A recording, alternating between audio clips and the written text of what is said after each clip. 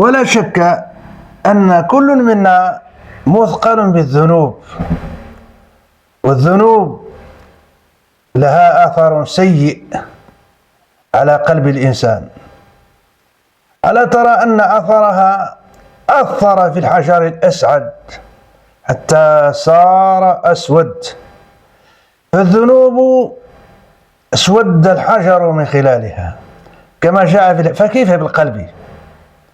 بحيث يصبح القلب لا يعرف معروفا ولا ينكر منكرا. لذلك الإنسان لا يشعر بهذا، هو لا يعرف معروفا ولا ينكر منكرا لما على قلبه من الران الذي جاء في القرآن. الحجر الأسود جاء أنه نزل من الجنة كما قال سيدنا رسول الله صلى الله عليه وسلم: الحجر والمقام ياقوتتان من ياقوت الجنة،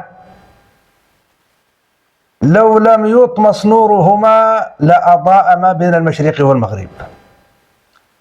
لكن الحجر كما جاء في حديث آخر نزل أبيض من اللبن فسودته خطايا بني آدم. خطايا من؟ خطايا عصاة، يعني خطايا عصاة المؤمنين أو المشركين.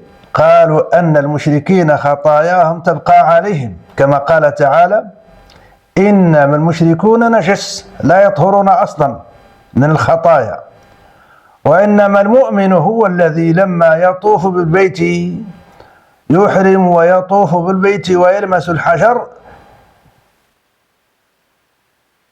تنحط خطاياه عنه بفضل الله سبحانه وتعالى وببركة هذا المكان.